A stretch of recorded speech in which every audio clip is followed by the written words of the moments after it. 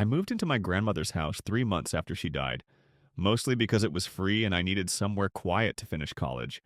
And at first, it really was peaceful, sitting alone beside a dark forest with only wind in the trees and the occasional owl calling at night. But after the first week, I noticed something strange. Every single night at exactly 12:41 a.m., there was a sound inside the house. Three slow knocks that seemed to come from right outside my bedroom door, spaced evenly, like someone patiently waiting to be invited in. And I told myself it was pipes, or old wood shifting, until curiosity finally beat fear, and I opened the door to an empty hallway stretching into shadow. No footsteps, no draft, nothing at all. And after that, the noise stopped for 2 days, which almost convinced me I had imagined it, until it returned from somewhere much closer. My closet?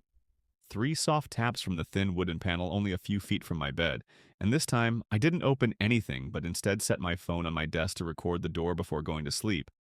Heart pounding while the red light blinked in the dark, and when the tapping woke me at 12:41, I stayed frozen, staring at the outline of the closet until morning came, and I checked the footage, which showed nothing unusual until the timestamp rolled over, and the handle slowly twisted down, paused, then lifted back up, and right after that my own voice whispered from behind the camera, calm and low. Don't open it. Even though I live alone and had been asleep, and that night I shoved my dresser against the closet door and tried to convince myself it was some sick prank by a neighbor until 12:41 arrived again, and the tapping returned harder than before, turning into scratching, long dragging sounds like nails being pulled across wood, then sudden silence so complete it rang in my ears, followed by my phone vibrating on the desk even though I hadn't touched it.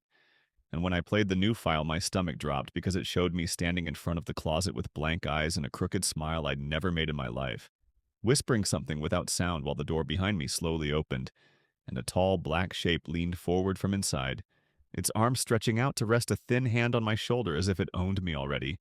And I didn't wait for daylight to pack, leaving the house just as the sun came up and never going back.